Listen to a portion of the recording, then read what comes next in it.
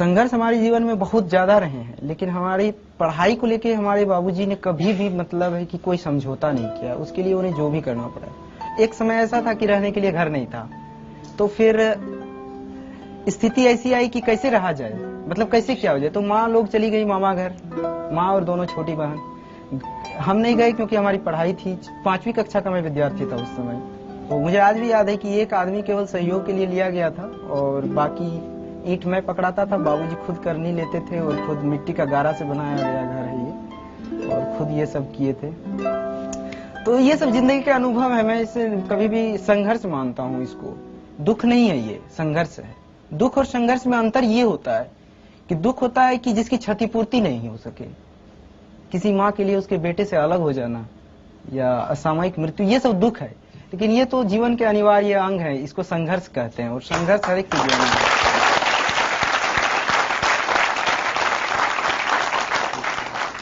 पिता ने आपको पढ़ाने के लिए अपने खेत बेचे भी हैं? जी हाँ, हमारी 80% खेत बिक चुके हैं। और जब पहली बार सिलेक्ट नहीं हुए तब उन्होंने क्या कहा था? हाँ, उन्होंने एक चीज कहा था, मैंने ये चीज बाद में मैंने जाहिर भी किया कि इस भावना को।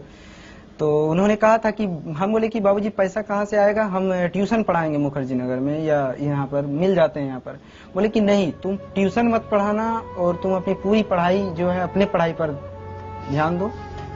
धूप में मत चलना, ऑटो में चलना, क्योंकि धूप में चलोगे तो थक जाओगे और पढ़ाई पर इसका बुरा प्रभाव पड़ेगा।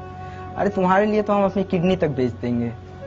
तो ये एक ऐसी बात थी जो मतलब है कि इस तरह की ये भावना इतनी महान है कि इस भावना के कारण हम कभी भी मतलब अपनी पढ़ाई, अपनी कमिटमेंट से पीछे नहीं हटे।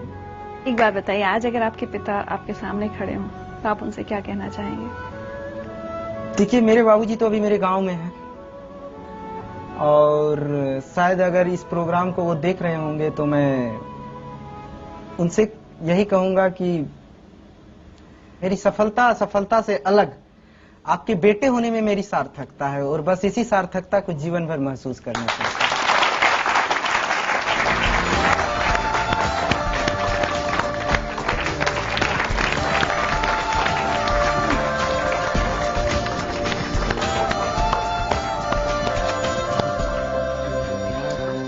ये तो सरप्राइज। प्रेम कुमार जी, हाँ बोलिए। कभी सोचा था खेती किसानी करते वक्त कि एक दिन बेटा एक सरकारी अफसर, सबसे बड़े सरकारी अफसर की गद्दी पर बैठेगा? एकदम जब से इसको पढ़ाई में ख्याल आया तब से मैंने ये सोचा था, ये आज की सोच नहीं है। आपको पता था आईएएस क्या होता है? आईएएस क्या होता है ये पता नहीं था, लेकिन अफसर जो होते हैं मेरे जिला के, हाँ। उसको तो देखे थे। हाँ, सही बात है। कभी अपने बेटे से ये नहीं कहा कि अरे तुम नहीं कर पाओगे, तुम कहाँ, मैं नहीं तुम्हारा खर्चा पढ़ाई का उठा पाऊंगा? मैं कैसे कह दूं, वो कभी नहीं सोचा। मैंने खर्चा उठाने के लिए तैयार था, मेरे पास जमीन थी, जमीन बेच कर देते। मेरे पिताजी ने मुझे मरने के बाद दिए। अब वो जमीन में इसको देता मरने के बाद, तो ये मैंने सोचा कि मरने के बाद क्यों मैं दूं, अब ये दे दे, और रहेगा तो बेटा का और नहीं रहेगा तो बेटा का। उधर देखिए। सिंघो जी के बेटा कैसे हो? आप खाने पाने के ध्यान दीजिए। आप तुम्हारे लिए गुड़ रोटी बनाई है। आप ट्रेनिंग ज्यादा खाना पीना का ध्यान दीजिए। आज तुम्हारे लिए हम दुल्हन खज के रखे हैं, रिश्ता तय हुआ है। खाना आपको तैयारी गुड़ रोटी है।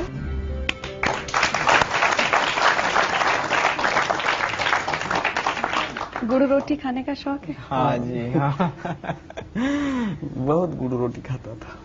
आपसे सारे देश के पिता सीख लें, एक मिसाल कायम की है आपने कि किस तरह से एक पिता अपने बेटे से ये तक कहता है कि मैं ये नहीं कहेंगे कि कोई अपनी किडनी बेचे, लेकिन आपने एक मिसाल कायम की है कि अपना सब कुछ कुर्बान कर बेटे को पढ़ाया, खेत बेचे, आज जिंदगी लाइफ की तरफ से आपको सम्मानित किया।